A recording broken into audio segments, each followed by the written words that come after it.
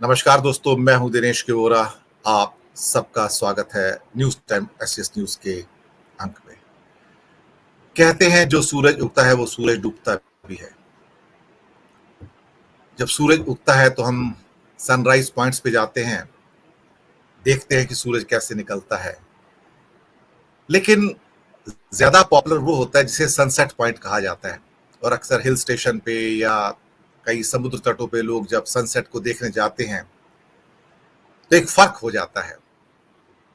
सूर्योदय का स्वागत होता है, लेकिन सनसेट के समय पर लोग हंसते हैं, खिलखिलाते हैं, साथ में मूंगफली यानी कि सींगदाना खाएंगे, चने खाएंगे और डूबते सूरज को कहते हैं देखो वो डूबा, वो डूबा, वो डूबा, वो डूबा। और किसी चेहरे पे शिकन नहीं होती है। यही प्रकृति का नियम है। इस नियम के अंतर्गत सभी आते हैं, कोई इससे मुक्त नहीं। मोदी जी भी उससे मुक्त नहीं है। जब उनका सूरज चढ़ रहा था 2014 में तो दुनिया उनको सलाम कर रही थी। आज जब सूरज ढलने के करीब है, एग्जैक्ट डेट तो मैं भी नहीं बता सकता, लेकिन जब ढलने के करीब है तो कहते हैं सूरज पूरब से उगता है। और भारत के सबसे पूर्वोत्तर राज्यों में से एक मणिपुर भी है। अरुणाचल प्रदेश तो है ही, अंडमान निकोबार भी उसमें आता है, लेकिन सबसे पूर्वोत्तर राज्यों में एक राज्य मणिपुर भी है।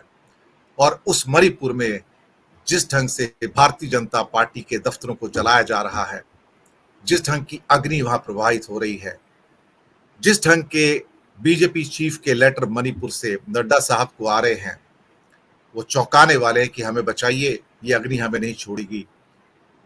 शायद अग्नि इन्होंने लगाई थी, आज फैल गई है तो उसको काबू में नहीं कर रहे हैं। वहां भी अग्नि घृणा की थी, बाकी हिंदुस्तान में भी अग्नि घृणा की है। कहते हैं जब घृणा बहुत बढ़ जाती है तो ईश्वर का जो ब्रह्मास्त्र है वो भी चलना शुरू हो जाता है।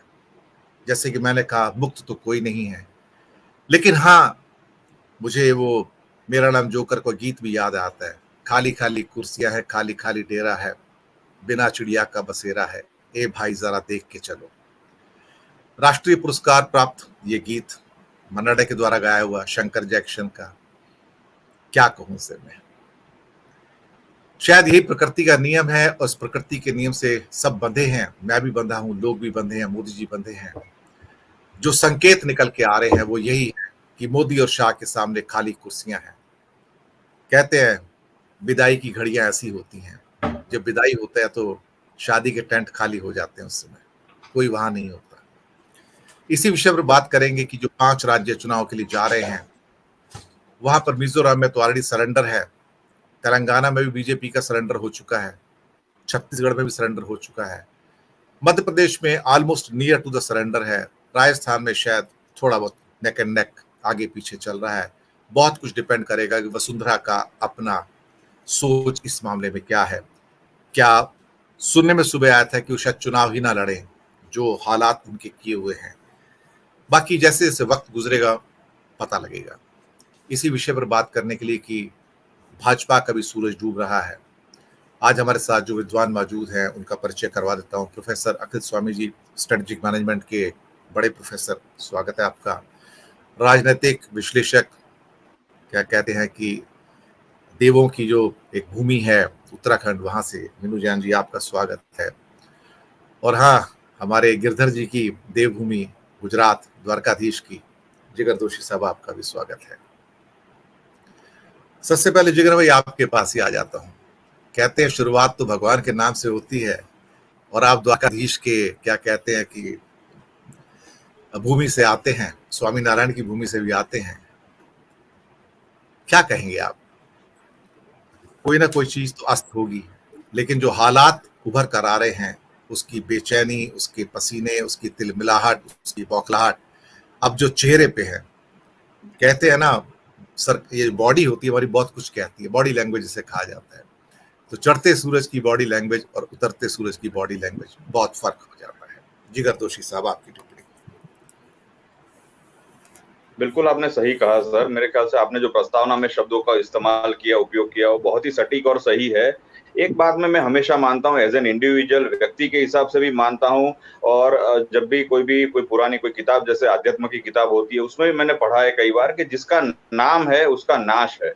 तो जो नाम अपना बनाता है उसका नाश एक दिन ज़रूर निश्चित होता है। उसी परिप्रेक्ष्य को अगर हम मानकर चले, तो आज की तारीख में भाजपा के साथ यही बिल्कुल साफ-साफ हमें दिख रहा है। जितने भी राज्यों के इलेक्शन अभी आने वाले समय में आ रहे हैं, उसमें आप जहाँ भी देखें, चाहे राजस्थान हो, चाहे छत्तीसगढ़ हो, और चाहे तेलंगाना की बात चल रही हो, मिज़ोरम की बात चल रही हो, हर जगह पर ऐसे माहौल है जहाँ पर उनके नेता आपको भागते नज़र आ रहे हैं। ऐसे कई सारे उदाहरण भी हमें सामने देखने को मिल रहे हैं। जैसे कल ही मध्य प्रदेश के उनके बहुत बड़े जो नेता है कैलाश विजयवर्गीय, वो अपने स्टेटमेंट में ऐसा कहा कहते हुए पाए गए कि अब मैं तो बड़ा नेता बन गया हूँ, अब मैं कहाँ गली-गली वोट माँगता फिरूँगा। वो कहना कुछ और चाहते थे, बाद में उन्होंने अपना वक्तव्य तोड़-मरोड़ के पेश किया गया, इस तरीके की बात करके बात को घुमा दिया। लेकिन उनका कहने का तात्पर्य यही था कि आप मुझे इस समय अब अपमानित होने के लिए कहाँ लोगों के बीच में भेज रहे हो। तो मेरे ख्याल से ये जो अपमानित होने की जो घड़ी आ चुकी है, वो साफ-साफ पूरे हर एक भाजपा के नेता के चेहरे पर साफ दिख रही है। क्योंकि उन्हें समझ आ गया है कि हमको अभी तक जिस चेहरे की वजह से फ़ायदा मिलता था, वही चेहरे ने पिछले 9 वर्षों के अंदर धीरे-धीरे करके भारत देश के अंदर ऐसे-ऐसे काम किए हैं, जिसकी वजह से आज की तारीख में भाजपा के लोग वोट माँगने जाने के लिए तैयार नहीं। साथ में एक बात और भी देखने को मिल रही है, बड़ी हास्यास्पद लगती है कि कितने बड़े-बड़े जो इनके एमपी है, मेंबर ऑफ पार्लियामेंट जो नेता है भाजपा के, उनको टिकट ज़बरदस्ती दी जा रही है और ज़बरदस्ती देकर ये कहा जा रहा है कि भई आप राज्यों के चुनाव लड़ो। आज की तारीख में एक ऐसा डेटा मैं निकलवाने की ये भी कोशिश कर रहा हूँ अलग-अलग जगहों से कि गुजरात में 2022 के इलेक्शन में कितने एमपीज़ को एमएलए की टिकट दी गई कि यहाँ पर दी गई थी, और साथ में अगर वो जीत गए, तो उसके बाद उनकी कॉन्स्टिट्यूएंसी में अगर वो 1 सीट से जीते तो बाकी 6 या 7 कॉन्स्टिट्यूएंसी पड़ती है, उसमें कितने लोग जीते हैं या हारे हैं। तो उससे भी एक आकलन मिलता है कि भाजपा किस तरीके से काम करती है, उनकी वर्किंग मॉडस ऑपरेंडी क्या है। तो मेरे ख्याल से अगर ये सारी चीज़ देखें तो कांग्रेस का पलड़ा आज की तारीख में भाजपा के ऊपर हर एक राज्य में भारी है। अब उसको अगर हम राज्यवार समझे और समझने की कोशिश करें, तो आप राजस्थान से शुरू कर सकते हैं। तो अशोक गहलोत साहब की आप देखिए, हर रोज़ कोई ना कोई नई घोषणा है, जिस घोषणा के तहत जो बचत, राहत, इस तरीके से जो बजट को सँभालने की बात है, उसमें जो राहत के महँगाई कैंप लगाए गए हैं, एजुकेशन के लिए जो काम हो रहे हैं, गली-गली हर जगह पर जो अलग-अलग प्रोग्राम्स किए जा रहे हैं, कितनी सारी ऐसी चीज़ें हैं जिसको लेकर वो संजीदा है। नई-नई जो भर्तियाँ हैं उसके लिए उसके लिए भी वो काफ़ी संजीदा है और अच्छे से काम कर रहे हैं। छत्तीसगढ़ की बात ले लें तो वहाँ पर तो बिल्कुल क्लीन स्वीप दिख रहा है हमको आज की तारीख में कि भूपेश बघेल साहब ने एक डेटा बीच में आया था नीति आयोग का मेरे ख्याल से, जिसमें को तकरीबन कुछ 40 से 48 लाख लोग गरीबी रेखा से बाहर आ गए पिछले 5 वर्षों के उनके शासन के दौरान। तो मेरे ख्याल से ये इतना डेटा ही काफ़ी है ये समझाने बताने के लिए कि किस तरीके से भूपेश बघेल जी की सरकार और कांग्रेस की सरकार वहाँ पे काम करती है, और जो वायदे किए हैं मैनिफेस्टो में उसको पूरा करने के लिए बिल्कुल रात-दिन वो मेहनत कर रहे हैं। तो मेरे ख्याल से ये बहुत सारी चीज़ें जो हमको इंगित करती है कि कांग्रेस का पलड़ा बिल्कुल भारी है। मध्य प्रदेश की जहाँ तक बात करें, मध्य प्रदेश में जब कांग्रेस की सरकार थी, कमलनाथ जी की सरकार थी, और उसको ऑपरेशन ऑपरेशन लोटस करके जब गिराया गया था, तब भी ये बात साफ स्पष्ट थी कि जनमत कांग्रेस की फेवर में था, भले नेक टू नेक चल रहा था फिर भी। और उसके बाद पिछले कुछ वर्षों में वापस से साबित हो गया कि मामा जी एक बार फिर से फेल हुए। जिस तरीके से आदिवासी व्यक्ति के ऊपर जो पेशाब की घटना आई, 2 दिन पहले ये उज्जैन की घटना आई कि कैसे एक बच्ची के साथ उसको किस तरीके से व्यवहार किया गया, खून में लथपथ, अगर वो 7-8 किलोमीटर तक चलती रही, दौड़ती रही, ना कोई प्रशासन मदद में ना आया, ना कोई लोग मदद में ना आए, और ना ही जो अपने आप को धर्म का वहाँ रक्षक कहते थे, मज़हब का रक्षक या कैसे कोई लोग थे। तो पूरा जो माहौल है, वो कंप्लीटली ये दिखा रहा है कि बीजेपी ने लोगों के साथ और लोगों की जो पूरी मानसिकता है, उसको किस तरीके से बदल दिया है। मेरे ख्याल से ये बहुत बड़ी बात है। इसमें केवल राजनीति नहीं आती, ये ऐसा भी दिखने को हमें मिल रहा है कि बीजेपी ने लोगों को बिल्कुल मोटी चमड़ी का कर दिया है या फिर संवेदनहीन कर दिया है। और ये जो संवेदनहीनता है वो इस बार बीजेपी को ही ले डूबेगी, ये साफ स्पष्ट रूप से मुझे हर एक राज्य में दिख रहा है। और मेरे ख्याल से सारे राज्यों में क्लीन स्वीप करके कांग्रेस जीतेगी। एक सबसे बड़ा मुद्दा आज की तारीख में जो कांग्रेस का अभी आज राहुल जी उठा रहे हैं मध्य प्रदेश की आज की रैली में, वो है जातिगत जनगणना, ओबीसी की जनगणना। वो साफ-साफ तौर पर पूछते हुए नजर आ रहे हैं कि जितने 90 अफसर जो पूरा देश संभालते हैं, वो 90 अफसरों में ओबीसी कितने हैं।